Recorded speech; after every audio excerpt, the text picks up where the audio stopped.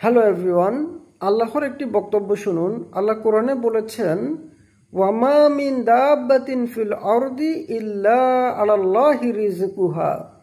ইংরেজিতে বললে এই আয়াতাংশের অর্থ এরকম: There is no moving creature on earth whose provision is not guaranteed by Allah.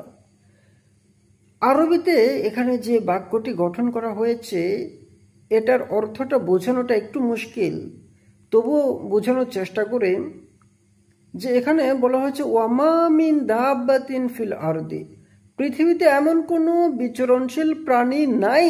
মানে প্রথমে এটাকে একেবারে অস্বীকার করা হয়েছে, পৃথিবীতে বিচরণশীল এমন কোনো প্রাণী নাই ইল্লা আলাল্লাহি রিজকুহা, যে প্রাণীগুলোর রিজিকের দায়িত্ব আল্লাহর হাতে নয়।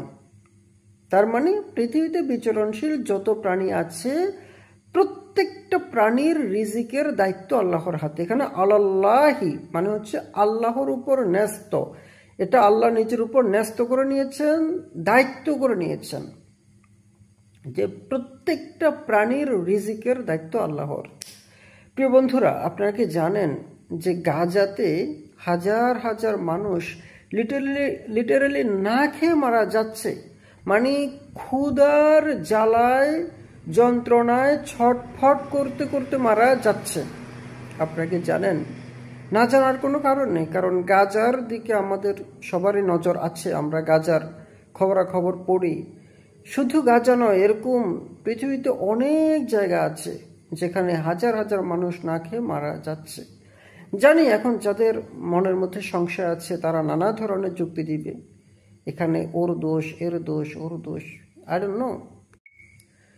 হ্যালো এভরিওয়ান, আল্লাহর একটি বক্তব্য শুনুন। আল্লাহ কোরআনে বলেছেন, ওয়ামা মিন দাব্বাতিন ফিল আরদি ইল্লা আলাল্লাহি রিজকুহা। ইংরেজিতে বললে এই আয়াতাংশের অর্থ এরকম: There is no moving creature on earth whose provision is not guaranteed by Allah. আরবিতে এখানে যে বাক্যটি গঠন করা হয়েছে এটার অর্থটা বোঝানোটা একটু মুশকিল, তবুও বোঝানোর চেষ্টা করে যে এখানে বলা হয়েছে ওয়ামা মিন দাব্বাতিন ফিল আরদি, পৃথিবীতে এমন কোনো বিচরণশীল প্রাণী নাই।